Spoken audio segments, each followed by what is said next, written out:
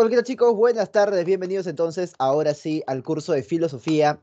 Y lo que les quería decir con respecto a este tema es lo siguiente, que hasta la semana pasada habíamos visto filosofía del siglo XX, pero la mayor cantidad de temas, por no decir absolutamente todos en realidad, que hemos tratado, son temas que han sido propuestos y que han sido desarrollados por el pensamiento griego y europeo para el pensamiento griego y europeo. Hasta el día de hoy no hemos visto qué tipo de reflexiones se han hecho en esta parte del mundo, en Latinoamérica y específicamente también en el Perú. Entonces, ¿qué pasa en esta zona, no? Ya hemos visto todo lo que es Europa, el desarrollo de la filosofía occidental, Grecia, pues justamente Europa, y ahora vamos a hablar de qué pasó en esta zona, ¿no? De qué pasó en Latinoamérica.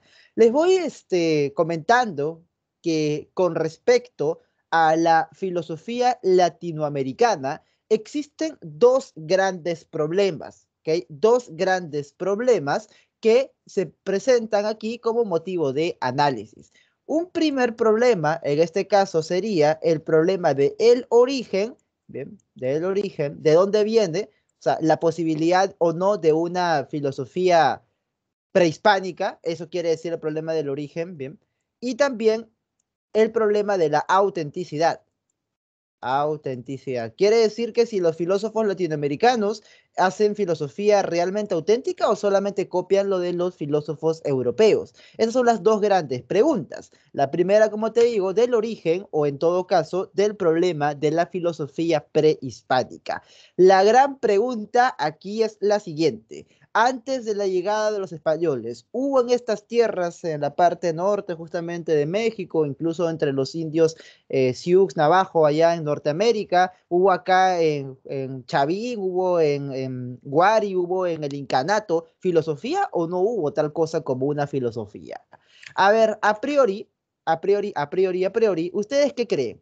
Daniel, Esther, todos los chicos que se encuentran acá presentes, vamos, no te pido una respuesta correcta, porque en realidad te voy adelantando que no la hay, sino que tú me digas cuál es tu opinión, así antes de iniciar justamente el recorrido por esta explicación. Sí me dice Esther, ya, vamos a ver. Santos me dice que sí, también piensa que hay filosofía prehispánica. Ok, está bien, está bien, está bien. Muy bien. Entonces, vamos a ver cuáles son las posturas que existen al respecto del problema de la filosofía prehispánica. A ver, en realidad hay dos respuestas, una afirmativa y otra negativa. Bien. ¿Y de qué depende, profesor, que alguien diga que sí hubo filosofía prehispánica o que no hubo filosofía prehispánica? Depende de la concepción de filosofía que la persona vaya a tener. Repito, ¿ya? Depende de la concepción de filosofía que la persona vaya a tener.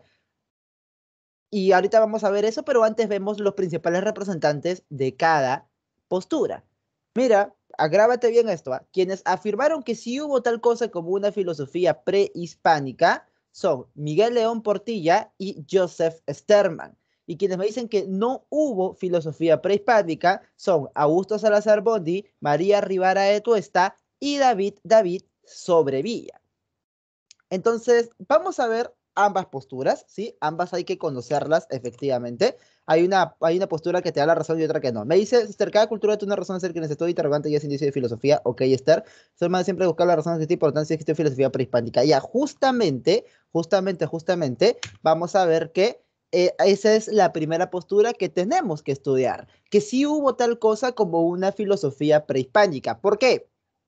La definición de filosofía que ellos tienen es que filosofía es una cosmovisión. Ya, si nos queremos poner un poquito guachafos hablando en alemán, Weltanschauung. Una manera de ver el mundo, una forma justamente de organizar nuestras creencias. Justamente eso estará coincidiendo con la visión que ustedes tienen acá. Bien. Ya, ahorita vamos a ver, Julio, justamente cuáles son los principios que ellos proponen, ¿no? Entonces, esa es una primera postura, hay dos, que sí y que no. La primera es que sí hubo, ¿ya? En este caso, ¿por qué dicen? Porque, como acá también están mencionando los compañeros, existe una forma general de ver el mundo, existen interrogantes que se plantean, existe pues en este caso también, según los que afirman esto, que hubo una filosofía. Se toma filosofía como sinónimo de cosmovisión y además presentan pruebas. ¿Cuáles serían las pruebas? Las pruebas serían que aquí existió tecnología. Por ejemplo, para ver movido pues los bloques de piedra de un lugar a otro, tan pesados que son, haberlos cortado de una manera tan exacta, tan precisa, debió haber algún tipo de tecnología. Y esa tecnología responde a la ciencia. Y hemos aprendido todos aquí que si es que hay ciencia, tiene que haber filosofía. Entonces, esa es la deducción que ellos hacen, ¿ya? Hay tecnología, debe haber ciencia y pues debe haber también, en este caso, filosofía. Y conclusión, las sociedades prehispánicas tuvieron filosofía. Mira, por ejemplo, ves acá una interpretación ritual de la chacata, ¿no? Ves acá que en la cúspide pues está Dios, al este y al oeste la luna y el sol, bien, el puente cósmico que representa esta parte central, la mujer y el varón, principios justamente duales, bien, agua y animales, estrella matutina, estrella vespertina, invierno, noche, día, verano, etcétera, etcétera. Son dualidades que se presentan acá representadas incluso hasta con animales, el norte, el este, el oeste y el sur. Y más acá todavía, lo más abstracto de esta parte, ¿no? Alaxpacha, dimensión o plano superior, Caihuipacha, dimensión o plano indeterminado, y así sucesivamente. No vamos a meter en esto porque esto ya es cuestión antropológica y todo eso, pero lo importante que esto es que esto refleja una cosmovisión, y ya debido a eso vamos a ver que para ellos existe filosofía. Ahora, ¿quiénes son los que afirman que hubo filosofía prehispánica? Tenemos en México a Miguel León Portilla. Él escribe este libro, La filosofía náhuatl estudiada en sus fuentes. Miguel León Portilla, La filosofía náhuatl estudiada en sus fuentes. Entonces, en este caso, él va a desarrollar su reflexión sobre unos textos que habían dejado los náhuatl, unas transcripciones que se hicieron del conocimiento náhuatl. Y en este caso, vamos a ver que incluso se le puso nombre a los que supuestamente eran los filósofos en esta cultura, que vendrían a ser los tlamatinimes o tlamatinis y sabios, ¿no? Son eso, son los sabios de esta cultura, de la cultura náhuatl específicamente, ¿sí? Ya que vendría a ser, pues, en este caso, lo que son a día de hoy los toltecas. Y a pesar de que puedan haber discrepancias, él va a encontrar la manera de fundamentar su postura. Y aparte tenemos incluso al suizo Joseph Sterman, que escribe la filosofía andina. O sea, fue un suizo el que nos dijo, ¿sabes qué? Acá en el Ande ha habido filosofía. ¿Por qué? Como bien dice acá justamente los compañeros, pues existe una propia racionalidad, una propia manera de ver las cosas. Y en torno a eso va a sacar la existencia de incluso disciplinas filosóficas en esta época. ¿Ya? ¿Cuáles son las disciplinas filosóficas que afirma Joseph Sterman que existieron acá? Pues tenemos una reflexión al respecto de lo que existe, ¿ya?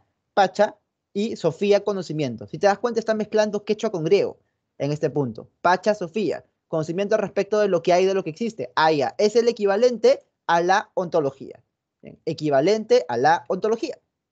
Runa, ¿no? Justamente el runa, el hombre. Ya, pues, el conocimiento, Sofía, la sabiduría al respecto de el runa, del ser humano. Entonces era antropología filosófica. ¿Por qué? Porque hubo reflexiones al respecto del ser humano.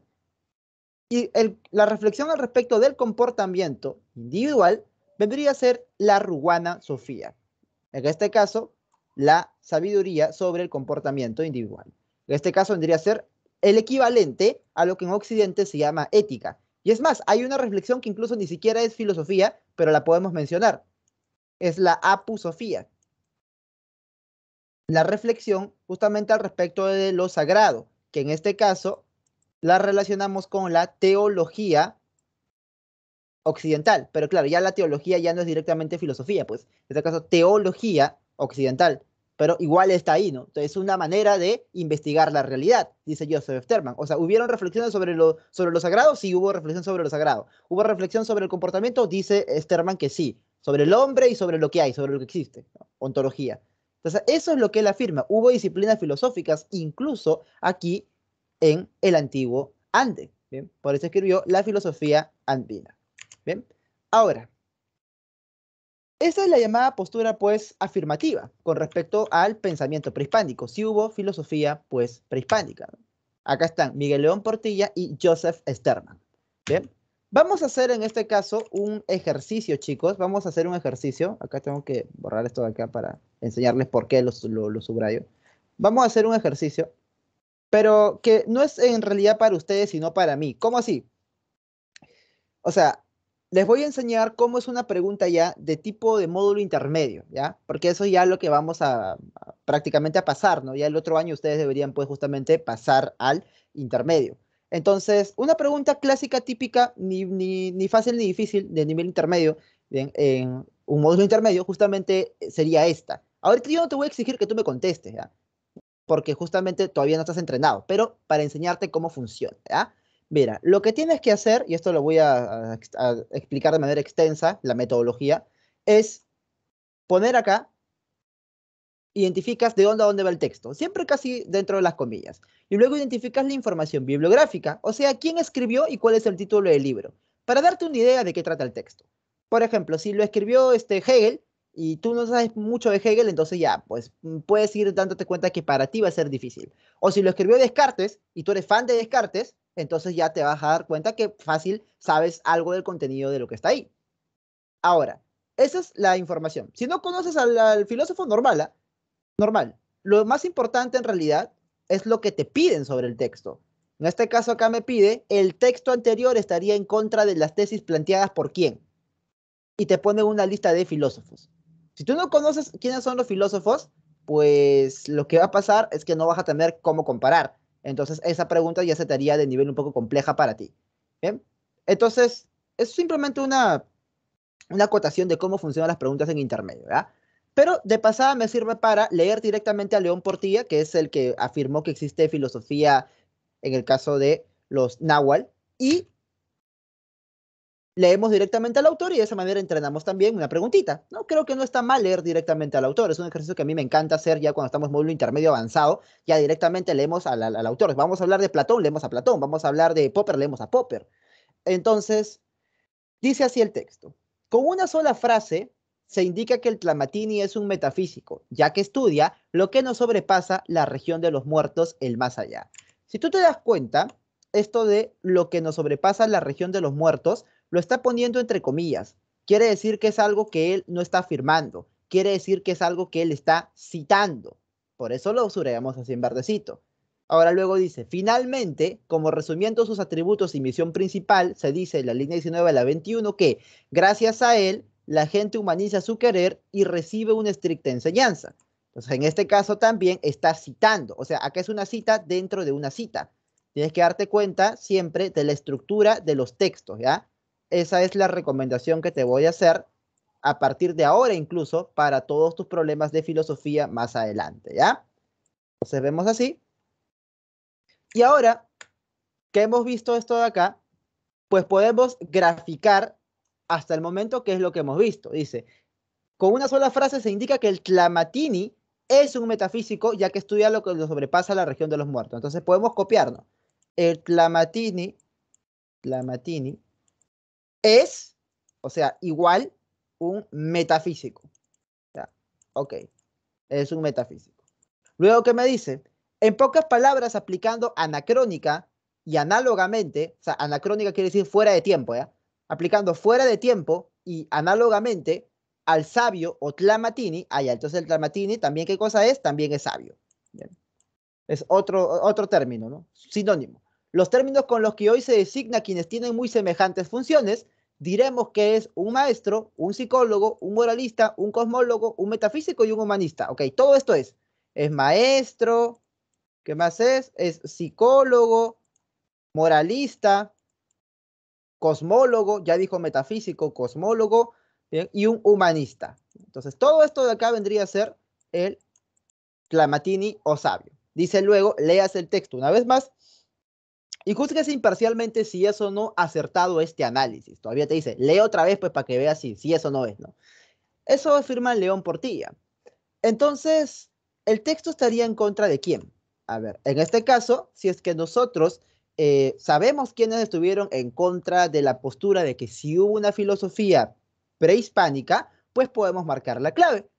Justamente les enseñé acá, ahí está. Claro, no es que se lo hayan aprendido de memoria ahorita, yo lo sé, ¿bien? A veces pasa rápido y la memoria va a ser frágil, pero tú sabes dónde está el material justamente. Entonces, ¿sabes qué fórmula te sirve para resolver un problema? Buscas dónde está la fórmula. Tienes que sabértela, con el tiempo la sabrás de memoria, sí, pero puedes buscar la fórmula si es que no te acuerdas, ¿no? Entonces, acá quienes dijeron no hubo filosofía prehispánica, quienes dijeron sí hubo filosofía prehispánica. Lo que está diciendo ahí es que el Clamatini es un filósofo, porque cumple con todas esas funciones que cumple el filósofo. Entonces, vamos a ver quiénes se oponen a que hubo filosofía prehispánica. ¿Quiénes dicen que no hubo? Salazar Bondi, Rivara de Tuesta y David Sobrevilla. Entonces, encontramos a uno de ellos acá, pues justamente es Augusto Salazar Bondi. Joseph Sterman, junto con él, va a decir que sí existe filosofía prehispánica. Entonces, por eso no puede ser. ¿Quién es Mario Bunge, profe? Mario Bunge es un epistemólogo español. Y en este caso, él va a decir, pues, español, argentino, si mal no sé. La cosa es que es un epistemólogo, ¿sí? De habla hispana, tipo Vargas, me hace recordar pues esto de Vargas Llosa, ¿no? Por su nacionalidad. Entonces vamos a ver que afirmaba cosas con respecto a la ciencia, ¿ya? Y no tiene nada que ver con el debate de esto de acá, si hubo o no hubo. Es inatingente, ¿no? Es como que te ponga acá René Descartes, ¿no? No tiene nada que ver con lo que está hablando. Se descarta por ello. Y Víctor Díaz Guzmán afirmaba justamente eso que te dije hace rato de la tecnología, que si hubo tecnología tiene que haber pues también, ¿no? Filosofía. Entonces vamos a ver que por eso se descarta. Y el único que estaría en contra de esto sería B, Augusto Salazar Bondi. Bien, chicos, ahí está, excelente Esther, excelente Julio, muy bien. Entonces, hoy uno lo mira pues y se da cuenta de cómo es que funciona el texto, ¿ya? Obviamente, chicos, para irles adelantando, para irles advirtiendo, ¿bien? O sea, malas mañas que pueden escuchar por ahí o análisis inadecuados que pueden escuchar por ahí de gente que habla con más soberbia que conocimiento. Gente que dice, ay, no, es que en San Marcos no, en San Marcos la pregunta de filo es RB nomás. Oye, en RB te enseñan qué pensó Joseph Sterman, te enseñan qué pensó Augusto Salazar Bondi. Claro, te enseñan a leer y leer es algo básico y yo doy gracias que existe el curso de RB, menos mal, gracias a lo que exista en el mundo que hace que exista el curso de RB. Pero el profe o la profe estará completamente consciente que eso es una técnica que ustedes aprenden. O sea, se necesita pero no se agota ahí. ¿Bien? O sea, se utiliza, pero no es algo pues que ahí vamos a aprender. Igual que el razonamiento matemático. O sea, el razonamiento matemático es la base de todo, sí, pero en aritmética aprendes fórmulas que no aprendes ahí. En física aprendes cosas que no aprendes ahí tampoco. Entonces, digamos, se utiliza el razonamiento verbal, pero con los conceptos que tienes que aprender en el curso de filosofía. ¿Bien? Eso es lo que ocurre. Y los conceptos de filosofía, ¿dónde lo aprendes? En el curso de filosofía. Bien, bien. Truco de las DECO es comprender y no saber datos, ¿no? Dice, pero si RB no podría comprender preguntas que pide. Claro, efectivamente, Esther, tienes toda la razón del mundo, ¿bien? Sin RB no podrías comprender ninguna de las preguntas y por eso decimos que es una habilidad base, por eso que vienen tantas preguntas y está bien que así sea. Pero en este caso, ¿bien? Tenemos que tener el conocimiento de los conceptos, ¿bien? Porque, por ejemplo, ahí no te van a enseñar qué es el concepto del racionalismo o cómo se opone al empirismo, cuál fue el giro que hizo Wittgenstein, por ejemplo, entre un primer y segundo periodo. Entonces, si te dan un texto, obviamente tienes que comprender el texto, obviamente, y luego te van a decir, un enunciado te dice, ¿no? Según lo anteriormente descrito, el concepto X que te menciona en el texto, ¿ya? El concepto X se parece al siguiente concepto de Wittgenstein. Y te ponen ahí isomorfismo, purificación del lenguaje y realidad, y luego te ponen escepticismo. ¿Ya? Para empezar, el escepticismo no es un concepto de Wittgenstein, se descarta, ¿no? Ya luego depende de qué concepto se relaciona con y tú tienes que analizar en base a eso. Analizas en base a concepto y a lo que has entendido del texto que te ponen. Eso justamente esas dos partes, efectivamente, no es exactamente lo mismo que solamente el puro y duro razonamiento que te piden una inferencia y nada más, ¿no? Bien, bien, bien, bien, bien. Claro, o sea, es de todo un poco, sí. Obviamente tienes que saber el concepto, no dato, ¿ah? No, el concepto, o sea, una cosa son los datos, ¿bien? El dato es la base, o sea, son conocimientos aislados. Justamente, si algo critico yo es que vivimos en la sociedad también del dataísmo, ¿no? 50 datos que te harán más inteligente. O sea, los datos no te hacen inteligente. Es la construcción del conocimiento que es establecer una conexión entre esos diferentes datos. Ya, establecer esa conexión entre estos diferentes datos 1, dato 2, dato n, ya, esto de acá ya vendría a ser directamente conocimiento. Y cuando yo aplico el conocimiento, justamente, la comprensión que yo tengo de esto de acá, ahí sí recién puedo hacer análisis, ahí sí recién puedo encontrar mi pregunta dentro de San Marcos. Entonces, una vez que yo aplico esto de acá, del conocimiento que yo he obtenido, justamente saco una aplicación, utilizo esto para resolver un problema, ahí es donde la universidad se da cuenta que tú manejas bien la información. Y todas las preguntas se te abren como un libro. Está fácil esto de acá, dice la gente que ingresa, esto que está recontra fácil, porque es comprender en base al concepto que han adquirido, nada más. Bien. Figuritas. Por ejemplo, acá tenemos esto de Guamampuma de Ayala, sus grabados. Mira, acá dice, ¿no? Astrólogo, poeta que sabe del mundo del sol y de la luna, ¿bien? Y de las estrellas, y luego ya no leo más porque paleografía no me enseñaron en la universidad, yo soy de filosofía, no de arqueología, pero algo se puede leer, ¿no? Dice, astrólogo, poeta que sabe del mundo del sol y de la luna y de las estrellas y otras cosas más, ¿no? Dice, a cuáles cientos de en el mundo los planetas sobrepasa el umbral, bueno, en fin.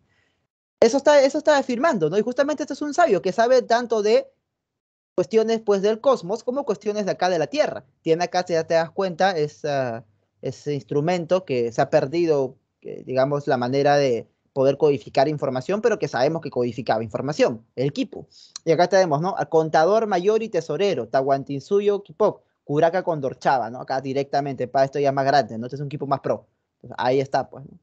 Te das cuenta, ¿ves? Entonces, bueno, esa es la versión que dice que existe una filosofía prehispánica, ¿ya? Ahora vamos a ver la otra versión. ¿Cuál es la otra versión?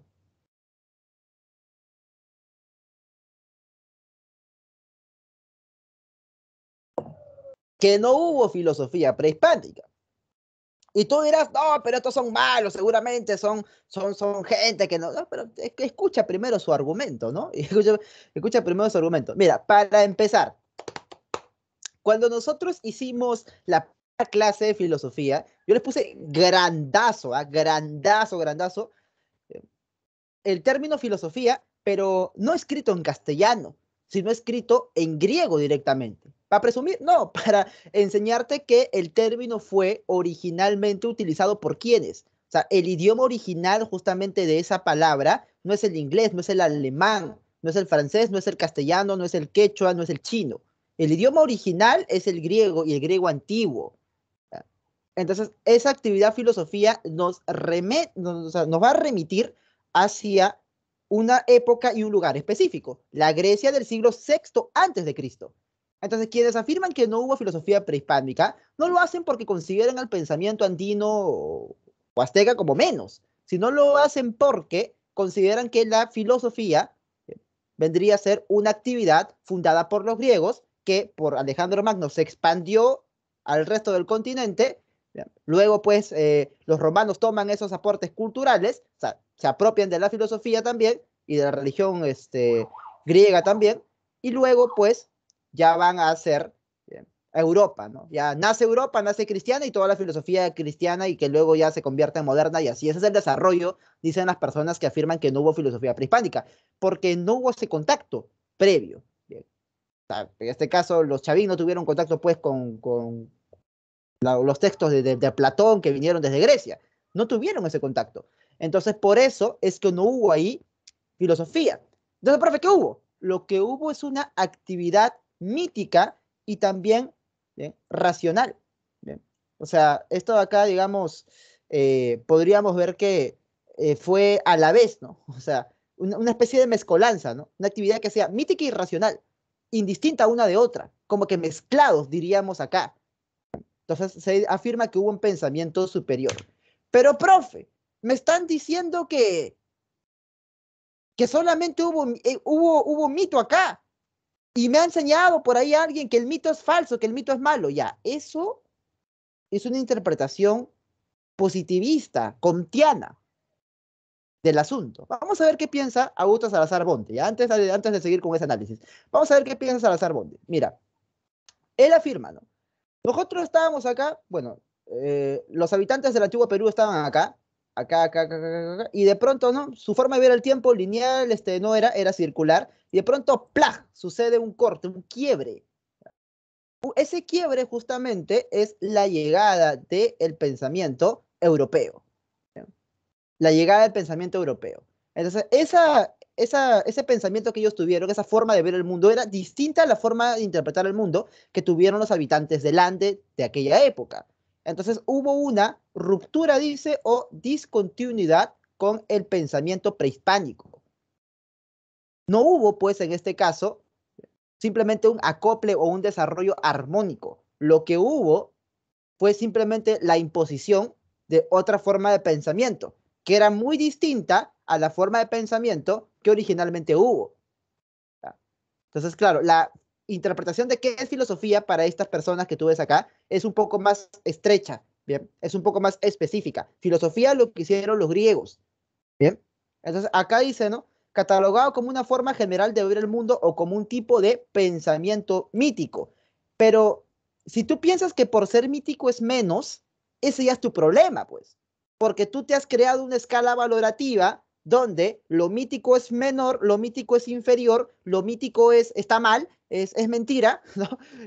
Tendría que mandarte a leer, en este caso, Mircea Eliade, para que te corrijas con respecto a qué significa un mito.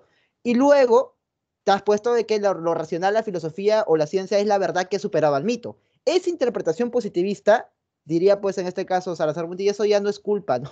Eso ya no es culpa de la gente del Ande, ¿no? O sea, a ver, la sociedad que tuvimos acá, ¿se pudo organizar de manera adecuada sin recurrir a pensamiento de carácter abstracto? Te diría que sí. O sea, la mitología organizaba a los griegos antes de la aparición de la filosofía. Entonces, sí, y esto es una forma válida de organizar a las personas. Bien. Solamente que, claro, como nosotros creemos que lo mítico es malo y que lo mítico es inferior, entonces ya tenemos ese prejuicio y ese prejuicio nos lleva a querer como sea que acá también haya habido filosofía, cuando no hubo tal cosa. Bien. Dice Augusto Salazar Bondi. Luego afirma David Sobrevilla con respecto al deslinde con la religión, ¿ya? Por ejemplo, que el pensamiento acá, evidentemente, era de carácter o sea, teológico, ¿no? Incluso algunos hablan, pues, de teocracias. Y ese pensamiento teocrático, efectivamente, es un pensamiento cuya base está más en la fe que en la racionalidad. Entonces, la filosofía, pues, tiene sí por característica principal también un pensamiento, pues, de carácter más racional. Y en este caso, eh, vendría a decir sobre Villa que no, pues, que no hubo, que el pensamiento era mítico, que el Inca, justamente, el pensamiento oficial de la corte y de todo el Tahuantinsuyo, vendría a ser que el Inca pues es hijo del dios Sol y eso efectivamente no es del todo racional. Entonces, ¿de qué filosofía me estás hablando, no? No hubo una distinción de la religión como sí pues hubo en ese caso, ¿no? En el caso de los griegos. Aparte, si le vamos a llamar filosofía a ese pensamiento de carácter mítico, mitológico, que tuvieron los habitantes del Ande, del antiguo Ande, ¿por qué también no le llamamos filosofía a lo que hizo Homero? Es una forma de ver el mundo, ¿ah? Es una forma de racionalidad que te sirve para organizar una población. También es una forma de interpretar la realidad. También es una forma de responder preguntas. ¿Por qué existe tal cosa? ¿Por qué pasa tal cosa? Pues por los dioses, por el ate, por el menos, etcétera, etcétera. También hay una forma de explicación de cosas, ¿ah? Pero evidentemente todos sabemos que es mitológica, ¿no? Y no le decimos a Homero que es filósofo, que es poeta, sí, que es mitógrafo. Escribe mitos, justamente. Entonces, ¿por qué le quieres achacar esa característica? Entonces, si tú dices que acá hubo filosofía, también tienes que decir que Homero fue filósofo y que Seo también era filósofo. Y que cualquier tipo de pensamiento, pues, es filosofía, o en todo caso, pues, que cualquier tipo de religión, por ejemplo, que en Chavín incluso, ¿no? Que todos aceptamos que es una teocracia, pues hubo también ahí filosofía. ¿Te das cuenta? Entonces, ahí vienen los problemas, ¿no? Ahí viene, pa, o sea, cada quien tiene sus argumentos. Mira, acá yo te he convencido, ¿no? De que sí hubo con León Portilla y con Joseph Sterman. Ahora pues vamos al otro lado, ¿no? Tengo que explicarlo bien. Entonces Salazar Bondi y David Sobrevilla dicen que no. Y la profesora sanmarquina, porque acá los tres son sanmarquinos, Salazar Bondi, Sobrevilla y la profesora María Rivara de Tuesta, también dice que efectivamente no hubo pues filosofía andina. que la filosofía es, o sea, filosofía en realidad, el término filosofía se aplica a las producciones o a la forma de producir conocimiento que descubrió el hombre griego y sus continuadores, pues, los que han continuado con esa forma de hacer explicaciones sobre el mundo. Pero acá es otra cosa, acá es una forma de pensamiento original, o sea, llámale en quechua por último, ¿no? Me acuerdo que una vez viajé a visitar una comunidad autóctona bien tradicional en la parte del departamento de San Martín, ¿ya? La localidad de Lamas. Había un pueblo quechua, justamente eran los quechua Lamas, y ellos le llamaban a la forma de saber, me acuerdo que le decían yachay, ¿ya? Que es como saber conocimiento, ¿no? O sea, ¿cuál es tu yachay? Es como que, ¿qué es lo que tú sabes? Algo así. Pues llámala de esa manera, llámale yachay en todo caso, ¿no? Pero no le llames filosofía. Así es una forma de pensamiento autóctona, llámale con un término autóctono. Así como le llamamos pues a esa forma de pensamiento llamada filosofía de los griegos. Llámale cosmovisión en todo caso. La cosmovisión andina será una, la cosmovisión occidental griega será otra. Y no necesariamente es que tú tengas que pedir perdón. Ay, ay, ay, perdón por no tener filosofía, somos menos. No, nada que ver. Simplemente es una forma distinta de ver el mundo. Claro, si nos vamos a meter en el papel de que solamente vale aquel pensamiento que es racional, ahí sí, ¿no? Ahí sí puedes sentir hasta vergüenza de que tu pueblo no tenga filosofía porque, ay, ¿qué van a decir, no? Hemos sido salvajes o esto que el otro, ¿no? Pero si tú puedes aceptar o sea, tú puedes aceptar que existen formas no racionales de organizar a la población y que no necesariamente es la filosofía el pensamiento único o supremo o el mejor que hace que un pueblo valga, entonces es normal, o sea, yo no necesito de eso específicamente para valer. Entonces puedo aceptar que no hubo filosofía y normal pues tuvimos una forma de pensamiento original, más bien esa forma de pensamiento original hay que ver cuál es. Y se abre otro camino. ¿Te das cuenta? Ahora, ¿qué opinan al respecto? Fuerte, ¿no? Los argumentos son fuertes de un lado y de otro, ¿eh? Los argumentos son fuertes de un lado y de otro. ¿Bien? Me parece pues adecuado tener ambas posturas, ¿no? Tanto que sí hubo como no hubo. Y justamente estos tres son peruanos y estos tres son sanmarquinos, ¿no? Salazar Bondi, David Sobrevilla, Rivara de Tuesta. Que estos son los profes que mencionan justamente mis profes, pues. Cuando yo estudié, bueno, hasta ahora todavía sigo llevando cursos, ¿no? De actualización y todo, filosofía, justamente mis profes mencionan a ellos, ¿no? Los mencionan a Salazar Bondi, a Sobrevilla, a Rivara de Tuesta, ¿no? Como los grandes maestros de la época. Bueno, ahora ellos son, ¿no?, mis grandes maestros y continuará la cadena. Ahí están las fotos. Bien. Salazar Bondi y Rivara de Tuesta. Bien. ¿Dudas, preguntas, comentarios? Tengo que batirlo como almohada, dice Santos. Ok, ok, ok. Bien. Ahora, mira, sea lo que sea que haya pasado, ¿ya? Esto pasó, ¿no? O sea, llegaron los europeos. Llegaron los europeos y pues sucedieron muchas cosas, muchos hechos, y de ambos bandos, ¿no?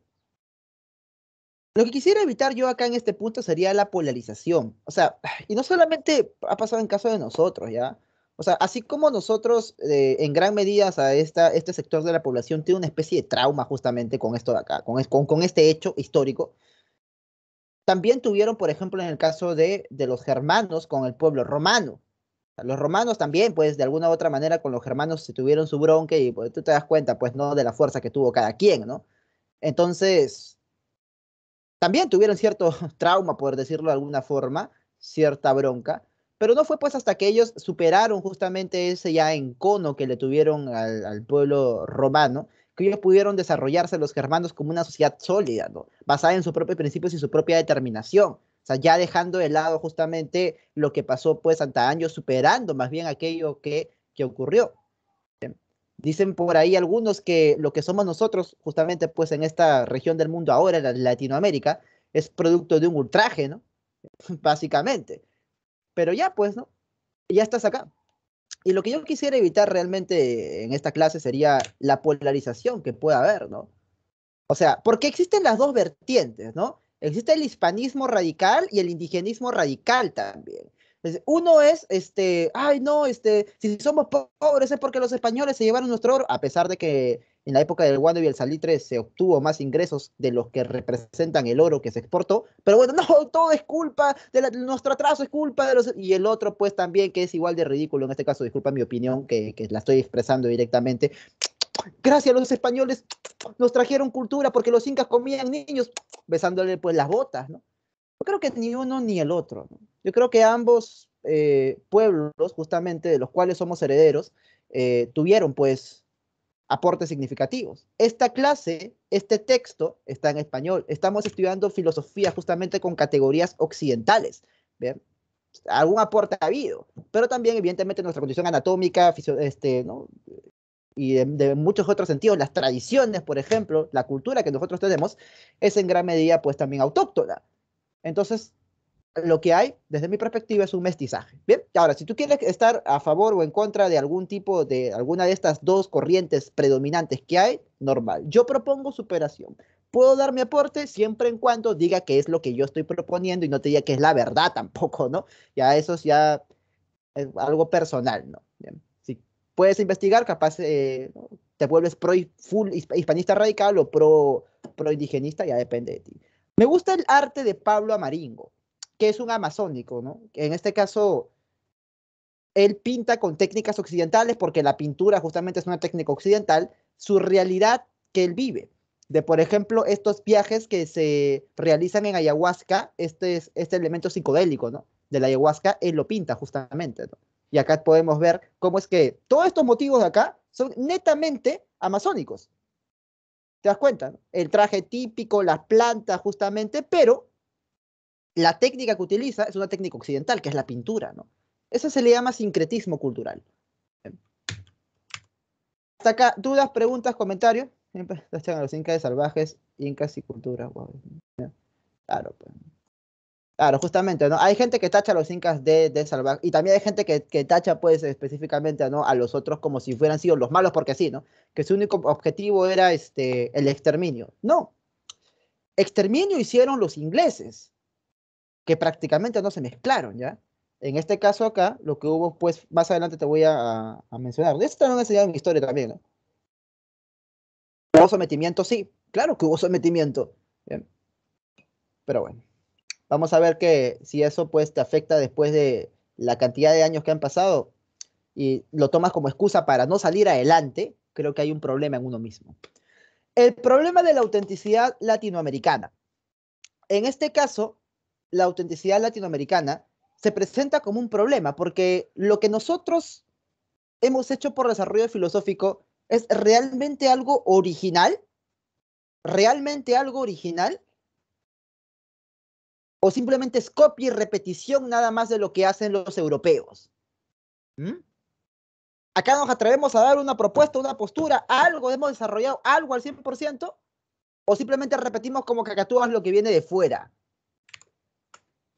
Esa es la gran pregunta, ¿no? Esa es la gran pregunta. Vamos a ver, pues, en este caso, que existen también posturas. Estamos en filosofía, ¿no? Estamos en filosofía, esto no es una ciencia fáctica. Y gracias a Dios que no lo es.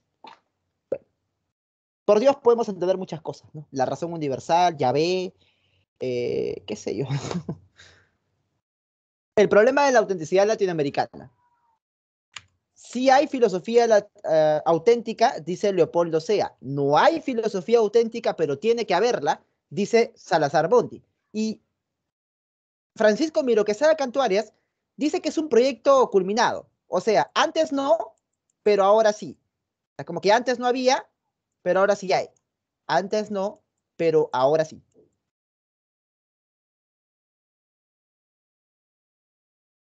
Eso es lo que afirma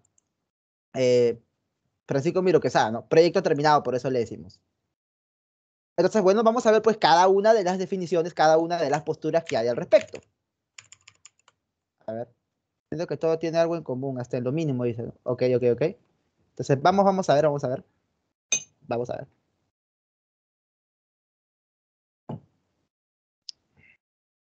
¿Qué es lo que afirma Leopoldo Sea? Él tiene un libro que se llama La filosofía americana como filosofía sin más, ¿no? Ya, dos gente que te acuerdan, la clase pasada, existencialismo, Sartre, ¿sí o no? ¿Qué decía Sartre? Ya el hombre está condenado a ser libre. Ya, justamente. Entonces, como cada quien determina su propia esencia, porque el ser precede a la esencia, primero existimos y luego sabemos qué somos, entonces también en Latinoamérica ha pasado lo mismo. Nosotros hemos determinado nuestra propia esencia filosófica, te dirá Leopoldo Sea. Existe la filosofía latinoamericana. Ya va a depender de cada quien ver la forma en la que se reflexiona al respecto de un problema auténtico latinoamericano. Por ejemplo, Leopoldo Sea afirma que ¿cuáles son los temas que tenemos nosotros que los otros no tienen? Por ejemplo, el tema del subdesarrollo. ¿Tú crees que un inglés que tiene la calificación crediticia más alta como país, ¿tú crees que un inglés se pone a pensar sobre su subdesarrollo? Que un finlandés se pone a pensar sobre su es difícil que se ponga a pensar sobre. Ellos no son países subdesarrollados. Bien. Acá hemos bajado nuestra calificación crediticia internacional y ahorita se acaba de disparar el dólar en Chile. Entonces, bueno, nosotros sí podemos pensar pues al respecto del subdesarrollo, ¿no? Ahora, el problema de la dominación. ¿Tú crees que los gringos, los estadounidenses, se van a poner a pensar en que son, en este caso, dominados? No. ¿Tú crees que en este caso quiénes? A ver, los alemanes van a pensar como cómo liberarse, sobre cómo liberarse tampoco? Y ellos simplemente piensan nada más y no se ponen a pensar si su filosofía es auténtica o no. Justamente el problema de la autenticidad, dice Leopoldo Sea, ¿sí? Es un problema típicamente latinoamericano. Ahí estará. Es un problema típicamente latinoamericano. Copiamos mal, dice Julio. Y justamente ahorita vamos a hablar de eso, ¿ah? Tu comentario tiene sentido, ¿ya? Pero acá en este caso vamos a ver pensamiento latinoamericano de qué es lo que nosotros reflexionamos, cuál es nuestro pensamiento propio. Bueno, mira el pensamiento propio que tenemos, ¿no? Subdesarrollo, dominación, liberación, autenticidad. ¿Ya? De eso pensamos, dice Leopoldo. Porque aparte él también afirma que, o sea, para hacer filosofía, cada sociedad tiene que, en sus problemas, centrarse, ver lo que le está pasando y proponer una realidad una solución a esa realidad, proponer una solución a esa realidad en base a los conocimientos que se tengan a la mano. ¿Sí? Vamos a ver, pues, ser regionalista. Cada sociedad genera su propio pensamiento de acuerdo con su propia realidad. Entonces, ¿qué podemos hacer? Pues podemos leer. Justamente esta es una forma de enseñarte cómo sería una clase ya de avanzado, por ejemplo, ¿no? Más adelante. Ya ni siquiera ahí explico el concepto, simplemente leemos y respondemos. Mira, por ejemplo, vamos a ver en este caso cómo resolver, ¿no? Te dije hace rato. Veo acá, comilla, veo acá, comilla. Ese es el texto. Yo no voy a ir al examen a perder tiempo a leer primero el texto y luego recién ver si puedo o no puedo contestarlo. Sería fatal. Sería fatal si hago eso. ¿Ya? Primero tengo que darme cuenta si tengo o no tengo capacidad de responder la pregunta. ¿Cómo me doy cuenta sin leer el texto? Con el enunciado y las claves.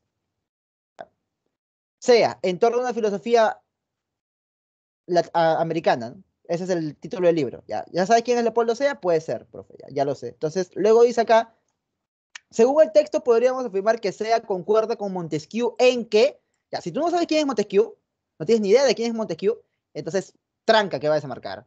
Bien, tranca. Profe, sí me han enseñado, algo sé. Ok, eso se enseña regularmente en historia. Ilustración francesa, enseñan regularmente en historia. ¿Ya? Ahí enseñan Voltaire, Rousseau, Montesquieu, ¿no? Yo enseño Kant acá en filosofía, de la ilustración Kant. Entonces, vamos a ver que en base a esto ya te dices, ya, imaginando que sabes, ¿no? Imaginando que sabes, ya. Ahora sí te pones a responder el texto, ¿ya? Y para eso, como te digo, yo propongo parafraseo y graficarlo. Entonces, ¿qué vemos aquí? Dice, y este análisis me parece chévere, por eso lo he traído. El mal está en que sentimos lo americano, ya, con americano ¿a qué se refiere? Se refiere al latinoamericano, porque para él culturalmente los gringos son europeos en este continente.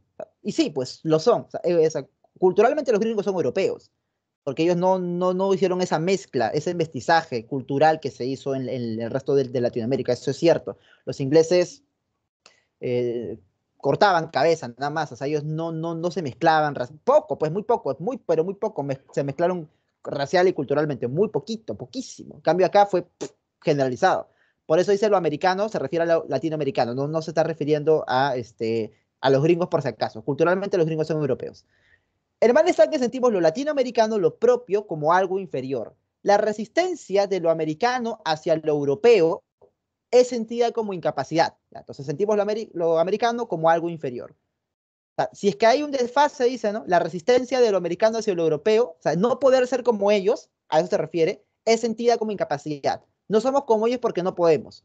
Luego dice, pensamos como europeos, pero no nos basta esto. Queremos además realizar lo mismo que realiza Europa. El mal está en que queremos adaptar la circunstancia americana a una concepción del mundo que heredamos de Europa y no adaptar esta concepción del mundo a la circunstancia americana. Aquí está una oración que es un poco difícil de entender y por eso la vamos a graficar. Entonces, a ver, dice, te da dos perspectivas. La circunstancia americana, realidad americana, y la concepción del mundo que heredamos de Europa. Voy a llamarla que es realidad americana y a la concepción del mundo y al pensamiento europeo. Parafraseo, lo hago fácil y lo grafico, ¿ya? En este caso, vamos a poner acá, realidad o circunstancia americana, realidad americana, y el otro es pensamiento o concepción del mundo heredada, pensamiento europeo. Hay una relación entre ambos. Vamos a ver cuál es. Dice, queremos adaptar las circunstancias americanas a una concepción del mundo que heredamos de Europa, al pensamiento europeo. O sea, el mal está en que queremos adaptar, ¿ya? Adaptar la realidad americana al pensamiento europeo. Ya, esto de acá está mal. Querer adaptar la realidad americana al pensamiento europeo y no adaptar esta concepción del mundo, este pensamiento, a la circunstancia o realidad americana. O sea, debería ser al revés, eso se está diciendo, ¿no? Deberíamos adaptar el pensamiento, recortar, modificar el pensamiento europeo a la realidad americana. Esto sería lo que hay que hacer. ¿Te das cuenta? Ahora luego dice, ¿sí? Aquí que nunca se adapten las ideas y la realidad. Dice, necesitamos de las ideas de la cultura europea, pero cuando las ponemos en nuestra circunstancia, las sentimos grandes porque no nos atrevemos a adaptarlas a esta circunstancia. Las sentimos grandes y no nos atrevemos a recortarlas. Preferimos el ridículo de quien se pone un traje que no le acomoda. Y es que hasta hace muy poco el americano quería olvidar que era americano para sentirse un europeo más, pues. ¿Te das cuenta? Ves tu serie de Netflix y quieres ser igual que la protagonista de tu serie de Netflix, ¿no? Claro, pues. Quiere ser él, quiere ser ella. Lo que equivale a que un hijo olvidase que es hijo y quisiese ser su propio padre. El resultado tenía que ser una burda imitación. Y esto es lo que siente el americano, que ha tratado de imitar y no de realizar su personalidad. ¿Te das cuenta? Es como que, loco, tu papá, ya, vamos a imaginar, mide lo mismo que tú, mide tu talla, pero es más corpulento, es más gordo. Te da un terno, ¿no? Y tú en vez de mandarlo al sastre para ajustarlo a tu talla, que tú eres más delgado, ¿bien? Te lo puedes, y te baila, pues, ¿no? Te queda recontra grande. ¿Te das cuenta? Se ve mal.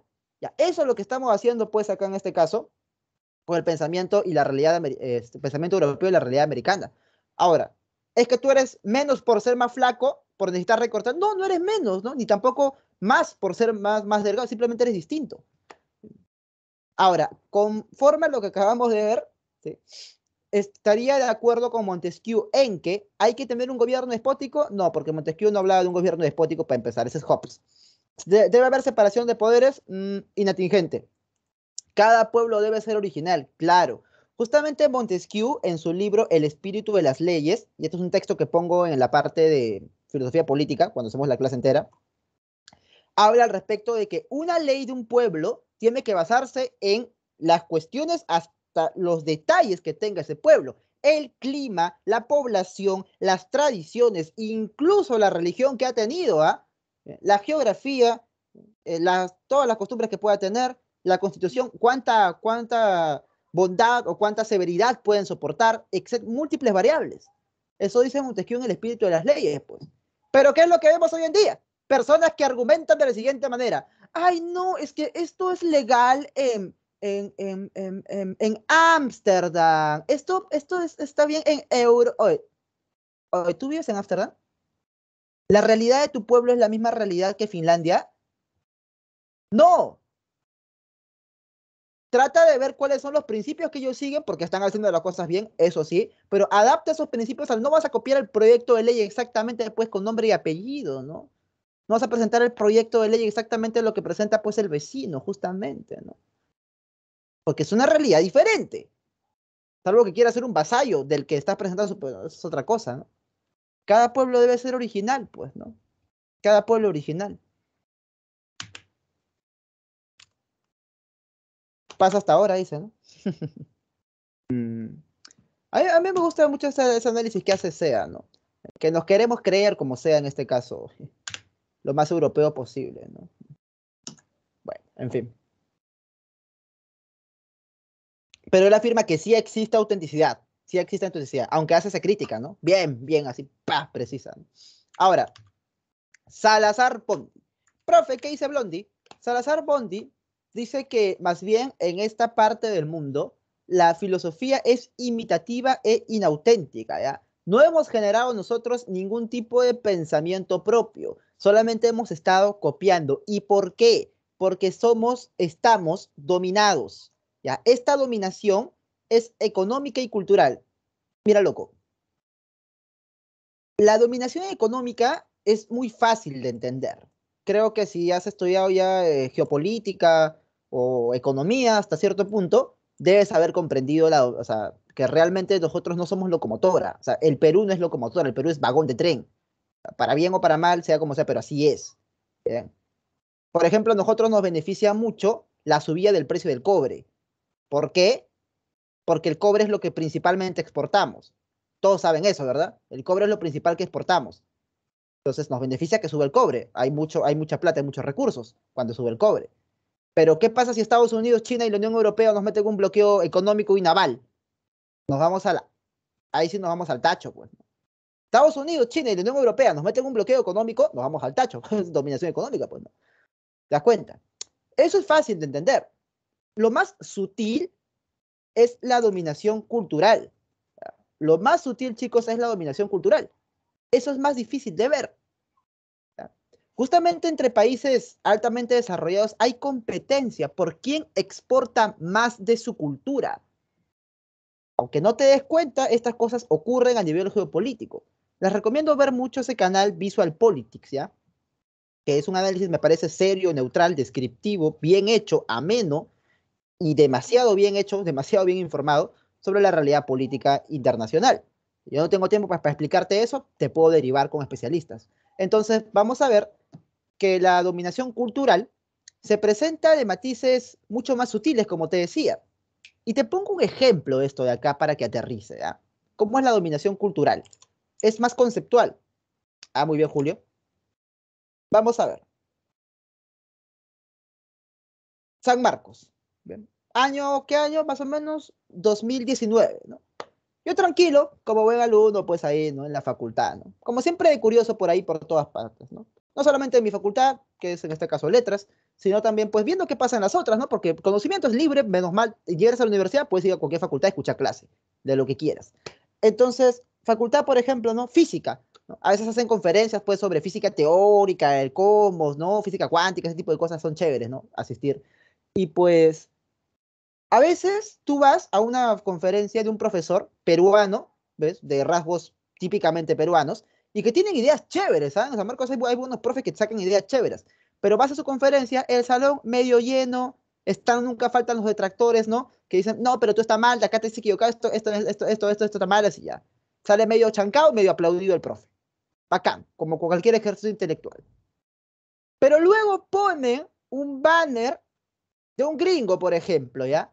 Que dice que, pero eso, y nombre, pues, ya, apellido ya en inglés, ya, pues, justamente, ¿no? Smith, ya, pucha, ya, reventa, hasta cobran entrada por la conferencia dentro de la facultad, cobran entrada, ¿no? La gente paga su entrada y cuando termina, lo comienzan ¿y qué concepto ha propuesto?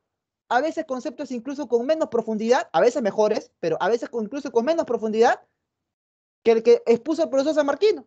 Y la gente él lo aplaude. A la salida se toma foto. ¿Por qué? Porque vino pues con traductor o habló español masticado. En San Marcos, yo he visto eso. En San Marcos. que supuestamente debe ser cuna imagínate qué pasa en otro lugar, peor todavía, pues. ¿Te das cuenta? Eso es dominación cultural. Creer que porque el otro viene de afuera sabe más, es automáticamente mejor y no ponerse pues a la talla de lo que el otro puede descubrir, ¿no? Claro, a veces hay descubrimientos que sí, efectivamente no se dan acá, viene pues gente de recontrapeso, eso sí, obviamente, pues yo también pago entrada a veces, ¿no? Bueno, pagaba entrada para escuchar, ¿no? Porque sí, pues cosas, o sea, ya realmente que no se habían visto en otro lado y que ahí solamente lo vas a ver. Pero en este caso, simplemente creer que porque ya habla español masticado y tiene acento inglés y es de otra constitución anatómica, ya tiene la verdad, tiene la razón, eso es dominación cultural, pues. Eso es dominación cultural. Y eso denuncia justamente Salazar Bondi, pues. Entonces, él afirma que no hay tal cosa como una filosofía auténtica, pero que se debe construir tal cosa como una filosofía de la liberación, ¿ya? Hay que denunciar, dice, esta situación de dominación y proponer soluciones. Claro, él considera que si hacemos filosofía tiene que ser universal, pues, ¿no? Una filosofía universal, que hable de cosas que atañen a todos los hombres, ¿no? Una ontología, por ejemplo, latinoamericana, no ha habido, ¿no? Entonces, para Bondi, la autenticidad tiene que ser algo que se realice a futuro. Debemos llegar a la autenticidad, dice Bondi. Dicho sea de paso, él muere bastante joven en realidad, ¿ya? Y de alguna forma es una pena porque muy probablemente hubiera tenido que producir hasta hace no muchos años, ¿ya? O sea, en realidad unos 20, 30 años más de producción le esperaban, pero bueno, falleció joven y se perdió algunas cosas, ¿no? Entonces, él afirmó que no hay filosofía auténtica. Ahí tienes pues a Salazar Bondi. Bien. Ocurrió Mark Zuckerberg, llegó a Perú, ¿no? Llegó al Perú. Bueno, en este caso, lo de Mark Zuckerberg puede ser, pues, en este caso, ¿no? Más o menos, pero sí, pues. Es que nosotros no tenemos un Mark Zuckerberg acá, pero o sea, yo te digo porque yo he visto paquetes, ¿no? No sé si ustedes saben, en el fútbol hay un término que le llaman paquetes a los jugadores que juegan hasta el perno, pero están ahí por algún motivo, están ahí. Yo he visto llegar paquetes, pero que hablan así como en español medio masticado y que la gente le aplaude, ¿ya? La gente le aplaude. Y cuando ha visto sus propios profesores, a los que le paran criticando esto que el otro, que su profundidad conceptual es muchísimo mayor que el otro que está hablando. No niego que puedan haber gringos que saben mucho y gringos que saben más que los propios peruanos también los hay, pero a veces hay que no, pues, ¿no? Y ahí está el problema. Cuando tú crees que porque ya es de otro país, ya tiene la razón. Esa es la dominación cultural. Salazar Bondi. Bien. Justamente en un grupo de metal industrial llamado Rammstein, tiene una canción que se llama América, con K, América, donde justamente la letra dice, pues, estamos viviendo en América, we are living in America. Y luego dicen, no, esto no es una canción de amor, donde parodia justamente cómo es que esa cultura ha infectado, ¿no? Al resto, pues, de sociedades en el mundo, ¿no? Al resto de culturas. Acá vemos, pues, por ejemplo, una tribu africana comiendo pizza con la bandera norteamericana. O en este caso, un pakistaní fumándose, pues, una cajetilla de cigarros Lucky Strike, muy típicamente norteamericana. O acá vemos, por ejemplo, a un pata, y acá está bajo la bandera de Japón, ¿sí? Vemos, pues, a un japonés, ¿no? Que de rasgos típicamente japoneses, con una moto, pues, estas Harley Davidson, ¿no? Modelo Chopper, una polo con la bandera norteamericana y su casaca de cuero, ¿no? Típicamente un chico malo, parece que fuera, no sé, de Nueva York o de alguna ciudad de ese país. ¿Te das cuenta? Bien. De alguna u otra forma, hacemos las cosas que ellos, pues, deciden que se hagan. Entonces, eso es lo que denuncia Bondi, ¿no? Eso es lo que él cree, justamente. Yo te pongo ejemplos de esto de acá, ¿no? Pongo ejemplos de esto de acá. Profe, pero mi profe me ha hecho ver con cierta cólera a mi polo con la bandera de Estados Unidos o a mi carcasa que tiene la bandera de Inglaterra, por ejemplo. Bueno, tampoco hay que caer en chauvinismo, pero Bondi sí denuncia, ¿no? Esta infección. Como les digo, los países no solamente son los gringos, también son los rusos los que compiten por influir de manera cultural en otros países. También son los europeos los que compiten de manera para influenciar a otros países de manera cultural. ¿Bien?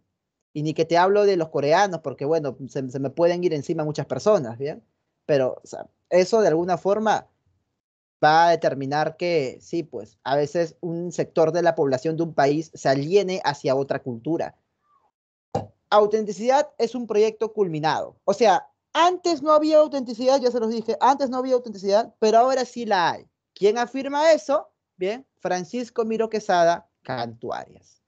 Ah, Juan Miro Quesada. Bueno, no todos son malos, no todos, siempre hay uno que se salva por ahí.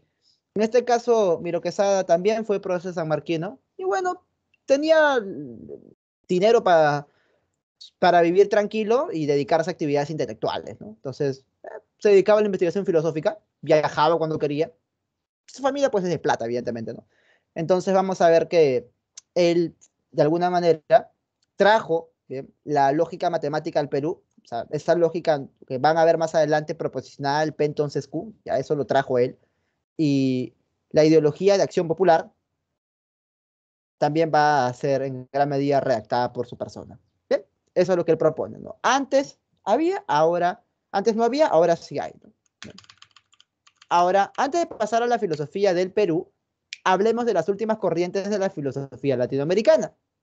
Tenemos en este caso a Enrique Dussel, que él dice que es continuador de la obra de Salazar Bondi. Bueno, eso dice Dussel, ahí sí discúlpame, pero eso dice él. Yo no puedo explicarlo de otra manera. Bien. Y que, bueno, de alguna u otra forma utiliza elementos del materialismo dialéctico, o sea, marxistas, para fundamentar la liberación, ¿no? Se pone, pues, en este caso de tendencia bien, socialista. Bien. Y Teología de la Liberación también, Gustavo Gutiérrez Merino, que va a intentar reconciliar justamente esas tesis cristianas de la caridad, del amor al prójimo, con ciertas tesis, pues, también de carácter socialista. ¿Sí? Una especie de cristianismo socialista, por eso es Teología de la Liberación, ¿no? Interesante el proyecto que plantea. Pero, profe, Marx no había dicho que la religión es el opio del pueblo. Bueno, Nietzsche diría que, en este caso, tanto el cristiano como el católico van a compartir esa excesiva compasión, ¿no? Esa excesiva, pues, caridad, ¿no? El cristiano católico con el socialista, ¿no? Comparten eso, ese interés justamente por los más desvalidos. Entonces Gustavo Gutiérrez Merino dice, bueno, ya que ustedes, señores marxistas, dicen tener interés por los desvalidos, nosotros también, los cristianos, tenemos ese interés por los desvalidos, por los desposeídos, por la gente que lo pasa mal. Entonces, bueno, trata de reconciliar por ese lado, ¿no? Gustavo Gutiérrez Merino. Hasta acá, ¿alguna duda? ¿Alguna pregunta? ¿Algún reclamo? Pullas, elogios, se acepta de todo. Bien. Siempre y cuando sea respecto al desarrollo conceptual de la clase también. Bien. Una clase ya donde nos hemos pues preguntado entre nosotros, hoy, ¿qué piensas tú? ¿Qué piensas tú? Te he dicho en gran medida qué pienso yo también. Te he explicado el filósofo bien en sus propios textos. Este es un ejercicio que justamente estoy haciendo pues ahora último, ¿no? Bien, explicar justamente al filósofo en sus propios textos. ¿Para qué? Para saber pues qué era lo que pensaba directamente de la fuente, ¿no? Así no me crees a mí, le crees directamente al propio filósofo que fue lo que dijo. A ver, más espacio para que ustedes puedan terminar de escribir sus cosas. Y ya tenemos que pasar a la parte de filosofía del Perú. ¿Ya? Pero, vamos a leer en este caso sus comentarios. Me dice en este caso Julio, ¿el pensamiento europeo es la superior entre todos los pensamientos? Bueno, eso de si algo es superior o inferior ya es un juicio de valorativo. O sea, eso ya no es conocimiento. Es como que tú me preguntes, profe, ¿KFC es superior a McDonald's? Eso ya es justamente una interpretación que yo puedo hacer. Bien. En este caso, bien, yo podría citarte a Aristóteles, ¿ya? O sea, yo podría decirte que en una cuestión práctica son los resultados los que terminan importando. Entonces, ¿qué resultados han tenido ellos? Bien, y depende en torno a qué. Por ejemplo, a nivel ético, no me parece lo más adecuado. Si tiene familia que vive pues en Europa, tiene familia que vive, por ejemplo, en Italia, ahí las noticias casi semanal, hija que mata a la madre, hija que mata a la madre. ¿Por qué? Por la herencia, por la plata. Demasiado materialismo, demasiado y excesivo, ¿bien?, amor a rabiar por lo que es el dinero, por ejemplo. ¿Sí? Y una falta de querer hacer esfuerzo para vivir bien. O sea, quiere vivir bien, algunos incluso sin esfuerzo, ¿no? Y ahí es donde vienen todos esos problemas, ¿no? Estados Unidos, tiroteo, ¿no?, en las escuelas. Japón, por ejemplo. Altísima tasa de suicidios. Corea del Sur, altísima tasa de suicidios. Entonces, si por ese lado lo analizo, no lo veo superior. Ahora, en cuestiones económicas de desarrollo tecnológico, ¿qué quieres que te diga, no? Están los hechos, justamente. Hechos y hechos, ¿no? Puede respaldar a ambos puntos. ¿Bien? Para cuestiones de carácter tecnológico, sí podría decirte que sí. Técnico, desarrollo técnico, evidentemente sí. Pero en cuestiones de carácter moral, creo que no. Pero eso ya es un juicio valorativo, ¿no? No es conocimiento. No es que lo pueda citar como fuente fidedigna tampoco, ¿ya? Bien, bien, bien. Simplemente es mi análisis. Aunque, claro, trato siempre de fundamentar mi análisis en los hechos, para no hablar sobre la mera nada. Claro que sí. El que no te fundamenta en hechos, ya, eso ya está mal, ya. A ver. Bien, entonces vamos a ver acá, filosofía, pues, en el Perú. Vamos a ver filosofía en el Perú. ¿De qué nos habla? Olvidémonos ya del problema de la filosofía prehispánica, ¿ya? Ya. Tomemos en cuenta a partir de que llegan justamente los españoles, ¿ya? Bien. Vamos a ver, chicos, el primer periodo de la filosofía en el Perú. ¿Cuál es ese, profe? La famosa neoescolástica. A ver, escolástica, profesor, ¿no era Tomás de Aquino? Excelente. Pero acá usted me dice siglo XVI, XVIII, y acá ya es periodo moderno, incluso ilustración, profesor. Ya, escúchame. Hay que reconocer algo. Cuando llega la filosofía acá al Perú, bueno, tomando en cuenta pues que cuando llega la filosofía europea ya, por último, acá al Perú, lo hace de la mano de los curas españoles. Y los españoles no tenían el desarrollo filosófico más moderno, no tenían como que de alguna forma las últimas tendencias tampoco, o sea, no estaban, o sea, no es que no estén al tanto, sino que no creían tanto en eso porque justamente eran curas y los curas todavía defendían la escolástica. Recuerda que en esta época todavía estaba debate. Entonces, por eso es que en esta época que ya los franceses, por ejemplo, los ingleses estaban en racionalismo, empirismo, ya acá todavía estaban en escolástica, ¿ya? Por si acaso, y eso fue lo que trajeron los curas. Entonces, ocurre la famosa controversia de Valladolid, famoso debate de Valladolid. ¿Bien? Ahí está, pues, justamente acá tú ves a los dos representantes. Ahora, ¿cuál era la pregunta en el debate de Valladolid? Por historia del Perú debes haberlo aprendido, ¿no? Oye, ¿el indio es humano o no lo es? ¿El indígena es o no es humano? Bueno, si son escolásticos, ¿a quién siguen? A Tomás de Aquino. Y si es que siguen a Tomás de Aquino, ¿a qué filósofo antiguo siguen? Oye, a ver, ¿qué filósofo antiguo influencia a Tomás de Aquino? Habla. Te estoy preguntando. Mami, loquito, ¿qué filósofo antiguo influencia a Tomás de Aquino? Platón es a Agustín. Platón es para San Agustín. Para Tomás de Aquino, ¿quién es? Mira que ya te ayudaba. Platón es para San Agustín, para Tomás de Aquino, ¿quién es? Aristóteles, pues Carlos. Excelente, Carlitos. Muy bien, claro que sí. Ah, ya, profe, claro, pues Aristóteles, ¿no? Entonces, acá la pregunta era, ¿el indio es humano? No sabemos. ¿Qué sabemos? Tomás de Aquino. Y si sabemos Tomás de Aquino, ¿somos fan de quién? También somos fan de Aristóteles. ¿Y qué decía Aristóteles sobre el ser humano? Aristóteles decía, justamente, el hombre es un animal político, son politicón. Eso es el ser humano. Y en base a esta definición del ser humano, se comenzó a analizar el problema de la humanidad del indio. Tenemos acá la postura de Juan Ginés de Sepúlveda, ¿ya? De la justa causa de la guerra contra los indios. ¿Qué significaba esto de acá? Para él, animal político se interpretaba como aquel que tiene racionalidad entendida de manera europea. Vive pues en ciudades similares a las ciudades-estado de los griegos. Ese es el animal político. Entonces, los indios, dice, no son animales políticos. No participan de la racionalidad. ¿Te das cuenta de lo peligroso que de lo peligroso que es decir que solamente los racionales son humanos? Entonces, pues en este caso, él dice, no, no son racionales como nosotros, no son humanos. Juan Ginés de Sepúlveda. Esa fue la interpretación que él dio. Ahora, Bartolomé de las Casas dice que si es animal político, vive en sociedad Y acá, lo siento, dice Bartolomé de las Casas, acá en el territorio conquistado, las sociedades que había eran sociedades bien establecidas, jerárquicamente, justamente establecidas también, y pues tenían un rey, tenían panacas y tenían una organización tremenda. Y eso justamente los periodistas también lo saben y lo reportan, ¿no? Entonces, acá se vivían sociedades. Por eso, el animal político es aquel que vive en una sociedad, y acá, pues, evidentemente, vivían en las sociedades, y por lo tanto sí son humanos. Por eso es que poseen racionalidad y libertad. Aparte, vamos a ver que Bartolomé de las Casas también presenta el siguiente argumento, ¿no? La Santa Iglesia Católica, Apostólica y Romana ha estado bautizando a los indígenas.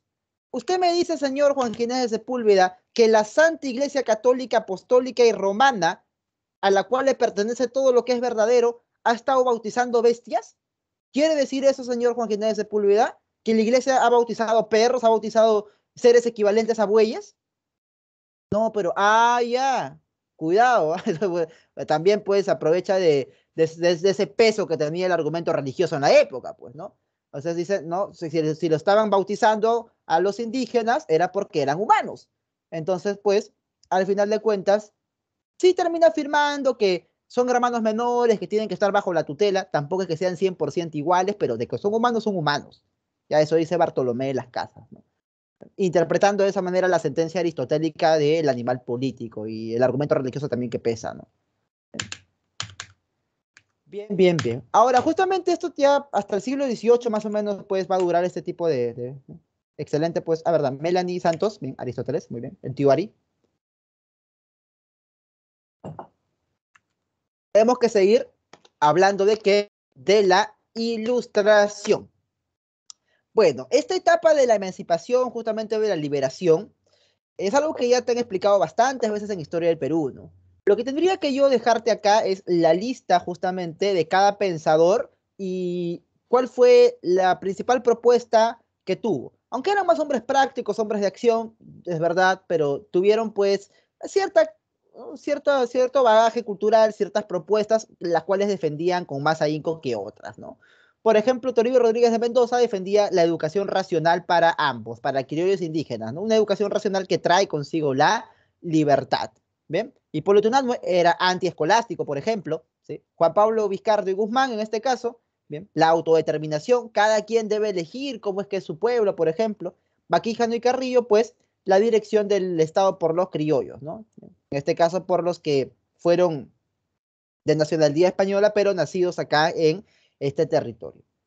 Dicho sea de paso, es cierto, pues, ¿no? O sea, este virreinato del Perú era parte de España, justamente. Ilustración. Ahora, me interesa bastante lo que ocurre después de ese periodo de emancipación. Bueno, hay múltiples interpretaciones también, ¿eh? Hay una interpretación que dice que de pronto hubo un sentimiento, unidad nacional, que todos sacaron su banderita y wow, que vive el Perú la libertad.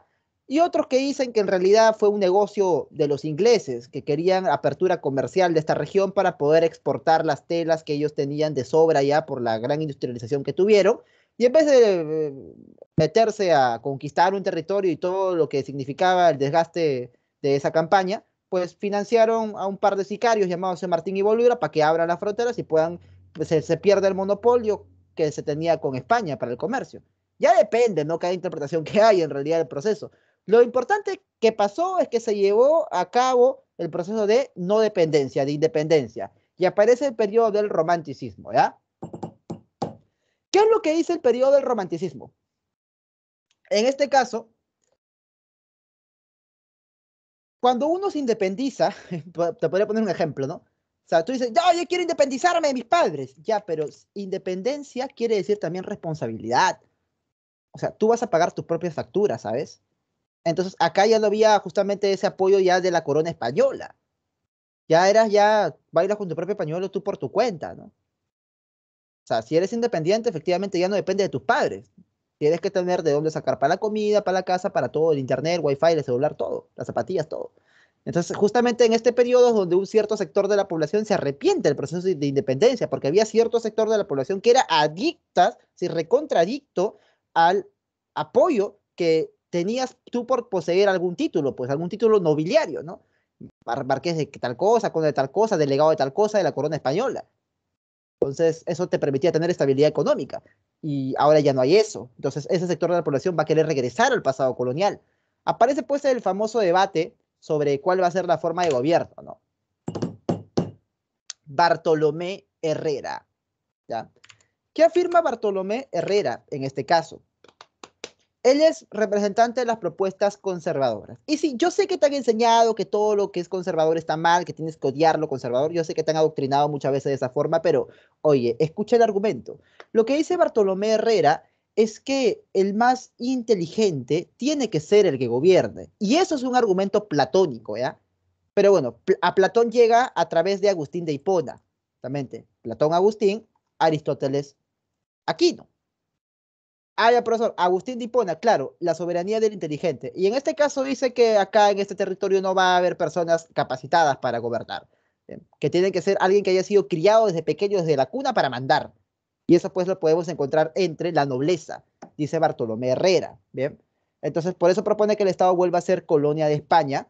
¿Bien? Y evidentemente, también se sigue de la teoría del providencialismo. ¿Qué es esto? Que Dios pone a los reyes para que estén ahí. Bueno, eso es una teoría ya un poco muy ligada a lo teológico, en realidad muy ligada a lo teológico, pero bueno, es una de las tesis que él pone, de los argumentos que da. Ahora, el otro, el liberal Benito Lazo, sí va a estar influenciado pues por la modernidad. ¿Y qué es lo que va a proponer? Ya no la soberanía de la inteligencia, sino la soberanía de la mayoría. ¿Para qué? Para que seamos una república parlamentaria y para que exista pues el poder ejecutivo y el poder legislativo. La existencia de un presidente con sus ministros y en este caso un congreso, república pues parlamentaria. ¿Y quiénes van a elegir a los representantes, a los congresistas, al gobernante? Pues la voluntad general de los pueblos. Pues, ¿qué más? El poder se rige por la voluntad general de los pueblos, porque el pueblo es sabio y el pueblo no se equivoca al momento de elegir a sus gobernantes. Eso decía. Entonces vamos a ver que se hizo caso de esta propuesta y efectivamente pues ya poco a poco, ¿no? Se le dio preeminencia a que la mayoría decida quién va a ser el gobernante, quién va a ser el que gobierna, ¿no? Básicamente su propuesta ganó, ¿sí? De Benito Lazo. Bueno, pueden haber múltiples interpretaciones al respecto de la democracia, ya depende de cada quien, justamente, ¿no? El positivismo. Esta corriente viene desde Europa, ¿no? Ustedes saben. Claro, profe. Justamente la de Augusto Comte. Esa corriente que cree en la ciencia y el progreso. Ahora, tenemos acá a Daniel Alcides Carrión, que es quien ves en la foto, una foto un poco diferente de la común. Bien. Daniel Alcides Carrión. Que bueno, de alguna u otra forma, mira, loco, inmolarse, ¿no?, por la ciencia de esa forma que lo hizo, realmente es ser coherente, ¿ah? O sea, de verdad es ser muy coherente. O sea, así como Sócrates murió siendo coherente con sus ideas, ya este loco también, ¿no? Murió siendo coherente con lo que él creía del avance de la ciencia y que, bueno, se podía, pues, buscar una cura en base a la descripción que él iba a realizar con sus conocimientos de medicina, ¿no? O sea, de verdad, admiración de mi parte por este personaje. Y Javier Prado y Ugarteche se enamoró de la cuestión industrial, ¿no? Justamente tendría que industrializarse el país, eso decía. Aparte estuvo José Manuel de los Reyes González de Prada y Álvarez de Ulloa. Profe, ese nombre, suena ahí que era A4. José Manuel de los Reyes González de Prada y Álvarez de Ulloa. O para los amigos, Manuel González Prada. Que este caso, aristócrata entre aristócrata, pues mira su foto, ¿no? Mira, pues un dandy, ¿no? Un hombre muy elegante. Se porte justamente, ¿no? Es esa clase, ¿no? Pero a pesar de pertenecer a la élite de la sociedad limeña de esa época, él estaba en contra de esa élite a la cual él pertenecía. ¿Por qué? Porque se dio cuenta, pues, de cómo la élite fregó directamente lo que pasó, pues, en ese momento, ¿no? De la guerra con Chile. Eso ya por historia del Perú y también literatura lo han aprendido, pues, ¿no? Con respecto a su pensamiento de carácter político, él era anarquista. O sea, él decía que toda forma de existencia de un Estado es opresiva. Bien. Tiene que no existir el Estado, tiene que no existir tampoco, pues, en este caso, la policía, ¿no? Él considera que todos, pues, deberíamos ser iguales y no debería haber ninguna estructura jerárquica. Ese es el anarquismo, sin Estado ni jerarquías. Él creía firmemente eso, ¿no? Bien. ¿Dudas, preguntas? Si no, pues pasamos al espiritualismo, ¿ya? ¿Nicole? A Nicole le ha causado gracia, creo, mi descripción de la sagrada voluntad de los pueblos, ¿no? ¿Qué pasa, niño? ¿Estás en contra de la democracia? Puede ser una respuesta que sí, y no necesariamente es malo, ¿no? Bien. El espiritualismo. A ver, ¿cuál es la respuesta que hay ante el positivismo? Justamente esta, ¿no? Acá se importa una filosofía de Henri Bergson, que es de alguna u otra forma una crítica al cientificismo, porque dice que la ciencia para estudiar el mundo como que lo detiene, lo corta en pedazos, ¿no? En cambio, el mundo es dinámico y la ciencia no capta el dinamismo del mundo, dice Bergson. Y Alejandro Deusta, y este es un datito, considerado el primer filósofo profesional del Perú, es un dato, va a creer, pues en este caso, que Bergson tiene razón y que los positivistas se equivocan. Bien, hablemos del APRA. Vas a decir, ya, ok, lo dejo, no lo esperar. Hablemos del APRA. Bien, en este caso, lo del APRA, qué asco el APRA, pero, o sea, el APRA al menos de Víctor Raúl primero, ¿no? Bien. Justamente se propone la Alianza Popular Revolucionaria Americana, significa APRA, Alianza Popular Revolucionaria, izquierda, Alianza Popular Revolucionaria Americana, se propone como una tesis típica de acá, de Latinoamérica, oriunda, autóctona de Latinoamérica, a diferencia del marxismo, que es una importación, algo que viene de Europa. Por eso es que los marxistas con los apristas se agarraban a balazos, pues, porque los marxistas decían que el aprista era una forma de reacción burguesa y el aprista decía, pues, que el marxista decía desde el aprista que era burgués y el aprista decía el marxista que era ideología extranjera, que no era latinoamericano. Víctor Raúl Aya de la Torre es curioso porque utiliza ciertas tesis de Albert Einstein, justamente sobre el relativismo, para escribir espacio-tiempo histórico, ¿ya? ¿Qué es esto de acá? Que dice, si el espacio y el tiempo son relativos, entonces también la geografía y la historia va a ser también relativo, ¿no? No existe una única historia universal. Cada pueblo está en un momento determinado de su propia historia. Eso es lo que afirma Víctor Raúl Aya de la Torre. Interesante, interesante. Y justamente su proyecto de Aya de la Torre es el siguiente. Y acá te dejo un mapita que me pareció interesante para que lo veas, ¿no? Para que no confundas las Américas. En este caso, él propone 5 puntos del programa del APRA. Acción contra el imperialismo yanqui. Profe, esto me suena a Chávez. Bueno, está en contra del imperialismo yanqui. Unidad política de América Latina. Patria grande, justamente. La nacionalización de las tierras. Ahí está. Internacionalización del canal de Panamá. Es que en esa época el canal de Panamá le pertenecía a los gringos, ¿ya? Y por eso se quería, pues, la internacionalización del canal. Y la solidaridad de todos los pueblos y clases oprimidas del mundo. Es un partido de izquierda, ¿ya? El APRA originalmente fue un partido de izquierda. Por eso es que cuando García llega al poder, ¿ya?, en el 85, las medidas que toma son medidas de izquierda. O sea, chicos, nosotros ya hemos vivido hiperinflación. El Perú ya ha vivido hiperinflación. Alan García, ¿qué es lo que hace? Eleva todos los sueldos mínimos. Mal no recuerdo, una profesora me contó que lo subía a 3K, 3.000. Luego congeló justamente eso, congeló los alquileres, medidas de programas sociales. Claro, la gente vivió muy bien, entre comillas, los 2, 3 primeros años. La vaina fue cuando eso reventó. Cuando revienta es cuando él estatiza la banca. Y hay noticieros, justamente Panorama, si mal no recuerdo, tiene archivos de eso, de cuando se estatizó la banca. Y muchos aplaudieron, pues bravo, por fin le quitaron a los millonarios banqueros y que viva pues la población general. Hiperinflación. Bien. Gran cantidad de gente tuvo que irse del país, etcétera, etcétera, etcétera. Bien. Aparte, justamente hubo otros procesos que llegaron pues a la crisis, ¿no? Y ya pues terminó el primer gobierno de Alan. Profe, ¿y el segundo por qué no lo fregó? Muchos tenían ese miedo. Muy probablemente tus padres, tus abuelos tuvieron sobre todo tus abuelos tuvieron el miedo de que Alan la vuelva a fregar en el segundo periodo. Pero él en muchas entrevistas dijo lo siguiente, citando a Deng Xiaoping de China. No importa qué color sea el gato, la cosa es que case ratones. Yo la fregué en esa época. Ahora he aprendido que lo que funciona en el mundo es la economía de mercado. Entonces, por eso voy a aplicar la economía de mercado. Y por eso que no la fregó pues tanto en segundo gobierno, ¿no? Cosa que sí hizo en el primer gobierno. Llegó una hiperinflación horrible. ¿Bien? Y el marxismo-leninismo en Perú, claro que existe. ¿Bien?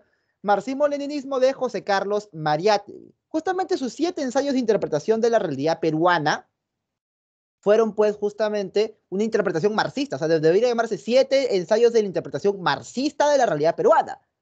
¿Ya? Ahí afirma pues que el marxismo original dice que para pasar al comunismo tiene que ser primero capitalista, pero el Perú no es capitalista, el Perú es semifeudal. ¿Cómo pasamos de ese país semifeudal y semicolonial a un país socialista, comunista? Pues ya, pues ¿no? Vamos a ver que muere bastante joven, también tú te das cuenta de las fechas, muere muy, muy joven, 36 años es un tiempo muy, muy, muy corto de vida, y pues no se da cuenta de lo que pasa después, ¿no? Ahora, claro, se fundan los partidos políticos justamente también en su nombre, ¿no? Un partido político de una izquierda más moderada, y luego aparecen ya otras facciones dentro de las cuales había más facciones, y dentro de las cuales había una facción ultra radical, la cual se llamó el Partido Comunista Peruano por el Sendero Luminoso de José Carlos Mariátegui. Por eso se llama Sendero Luminoso, por el Sendero Luminoso de José Carlos Mariátegui. Ese fue el proyecto del doctor en filosofía Abimael Guzmán, que evidentemente ya todos saben los actos terroristas que cometió.